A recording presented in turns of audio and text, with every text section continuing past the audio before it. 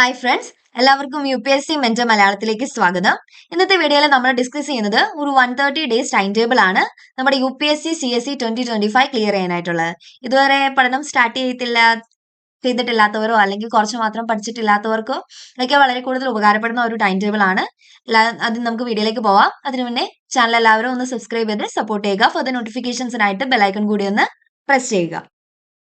Okay, നമ്മുടെ UPSC CSE prelims 2025 date എന്ന് പറയുന്നത് 25 മെയ് 2025 അപ്പൊ നമുക്ക് ഫെബ്രുവരിയിൽ 28 ഡേയ്സ് കിട്ടും, മാർച്ചിൽ 31 ഡേയ്സ് കിട്ടും, അതുപോലെ തന്നെ ഏപ്രിലിൽ 30 ഡേയ്സ്, മെയ്യിൽ 24 ഡേയ്സ് ആൻഡ് ടോട്ടൽ എത്രയാണ് 140 ഡേയ്സ് ഉണ്ട്.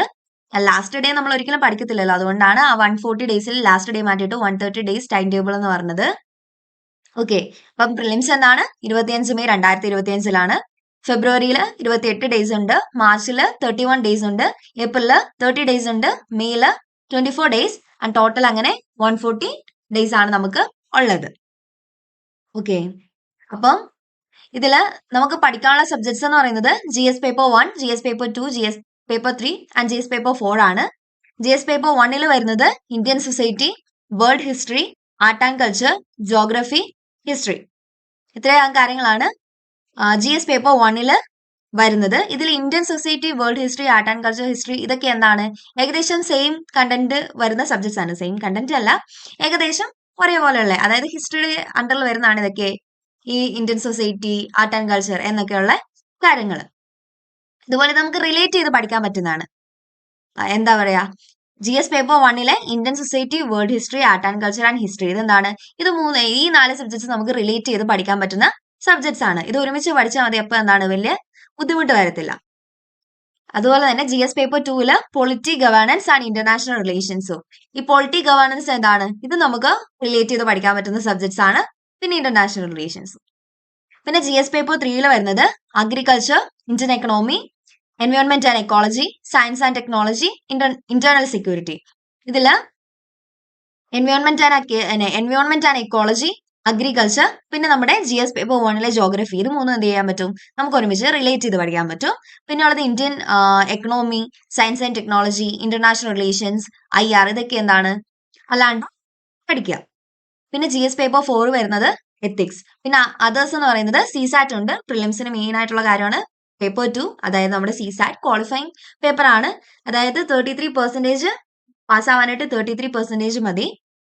എന്നാലും എന്ത് ചെയ്യുക, ഇപ്പൊ CSAT നല്ല പാടാണ്, പക്ഷെ നമുക്ക് CSAT പാസ്സാവേണ്ടതുകൊണ്ട് നല്ല രീതിക്ക് പ്രാക്ടീസ് ചെയ്യുക. ഡെയിലി പ്രാക്ടീസിലൂടെ മാത്രമേ CSAT നമുക്ക്, ഇപ്പം 3 മാസം അല്ലേ ടൈം ഉള്ളൂ പഠിക്കാനായിട്ട്. അപ്പൊ ആ 3 മന്ത്സിൽ നമുക്ക് ഇത് ക്ലിയർ ചെയ്യണമെങ്കിൽ 3 മന്ത്സിലും എന്ത് ചെയ്യണം, ഡെയിലി നമ്മൾ CSAT പഠിക്കണം.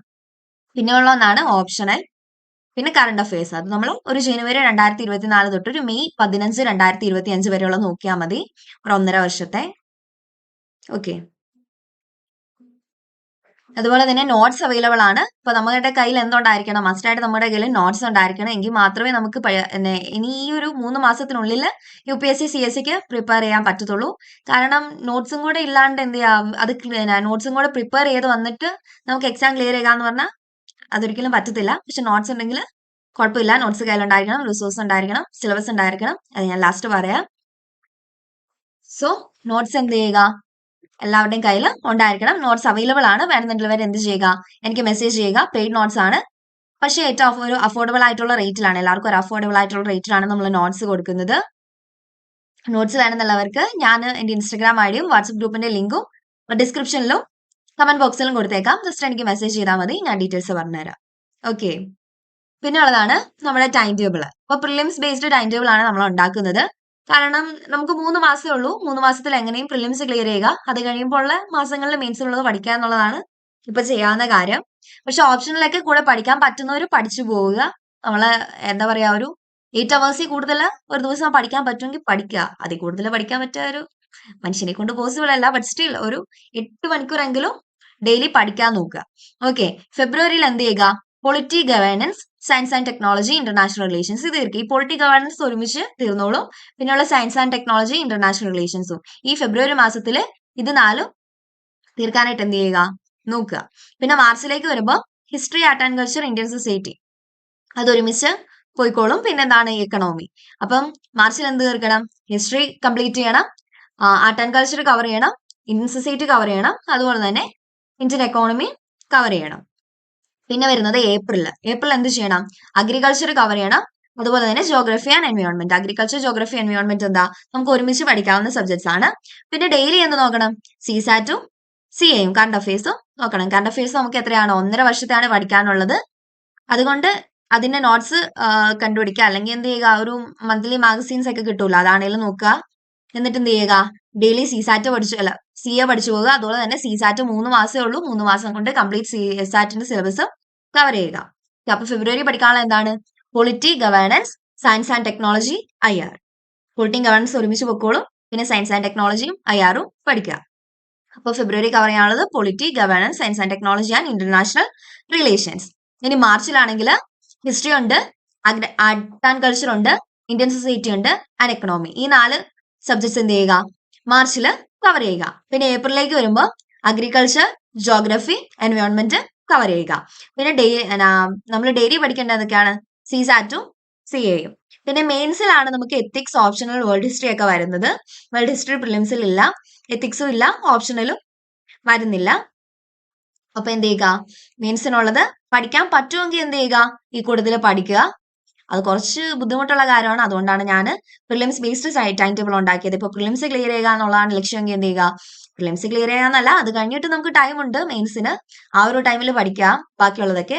ഇപ്പൊ പ്രിലിംസിന് വേണ്ടി ഫോക്കസ് ചെയ്ത് പഠിക്കാനാണെങ്കിൽ എന്ത് ചെയ്യുക? ഈ പറഞ്ഞ പോലെ എല്ലാ സബ്ജക്ട്സും മാക്സിമം കവർ ചെയ്യുക. അതുപോലെ തന്നെ എക്സാം എഴുതുമ്പോൾ നമ്മുടെ കയ്യിലുണ്ടായിരിക്കേണ്ട, എക്സാം എഴുതുന്നതിന് മുന്നേ നമ്മൾ ഇങ്ങനെ ഒരു ടൈം ടേബിളിൽ പ്രിപ്പറേഷൻ സ്റ്റാർട്ട് ചെയ്യുവാണെങ്കിൽ മെയിൻ ആയിട്ട് കയ്യിലുണ്ടായിരിക്കേണ്ട കാര്യമാണ് എന്ത്? നോട്ട്സ് ആൻഡ് റിസോഴ്സസ്, പിന്നെ ഒരു സിലബസിന്റെ പ്രിന്റ് ഔട്ടും. ഒന്നേലും നമ്മുടെ കയ്യിൽ എന്തുണ്ടായിരിക്കണം? റിസോഴ്സസ് ഉണ്ടായിരിക്കണം, അല്ലെങ്കിൽ അതിന്റെ നോട്ട്സ് ഉണ്ടായിരിക്കണം, അല്ലെങ്കിൽ എന്തുണ്ടായിരിക്കണം? സിലബസിന്റെ പ്രിന്റ് ഔട്ട് ഉണ്ടായിരിക്കണം. റിസോഴ്സസ് അതായത് നമുക്ക് ബുക്സ് ഉണ്ടെങ്കിൽ, റെഫറൻസ് ബുക്സ് ഉണ്ടെങ്കിലും കാര്യമില്ല, നമുക്ക് അതിൽ നിന്ന് നോട്ട്സ് പ്രിപ്പയർ ചെയ്യണം. പ്രിപ്പയർ ചെയ്യാനുള്ള ടൈമില്ല, എന്ത് ചെയ്യണം? നോട്ട്സ് ഉണ്ടായിരിക്കണം. എവിടെന്നെങ്കിലും നോട്ട്സ് പർച്ചേസ് ചെയ്യുകയോ എങ്ങനെയാണെങ്കിലും കയ്യിൽ എന്ത് ചെയ്യുക? നോട്ട്സ് ഉണ്ടായിരിക്കണം. വേണമെന്നുണ്ടെങ്കിൽ എൻ്റെ അടുത്താണെങ്കിലും ചോദിച്ചാൽ മതി, ഞാൻ നോട്ട്സ് തരാം. പിന്നെ സിലബസിന്റെ ഒരു പ്രിന്റ് ഔട്ട് അത് മസ്റ്റ് ആയിട്ടും ഉണ്ടായിരിക്കണം. നമ്മൾ പഠിക്കുന്ന സ്റ്റഡി ടേബിളിൽ എന്തുണ്ടായിരിക്കണം? UPSC CSE 2025-ന്റെ ഒരു സിലബസിന്റെ പ്രിന്റ് ഔട്ട് ഉണ്ടായിരിക്കണം.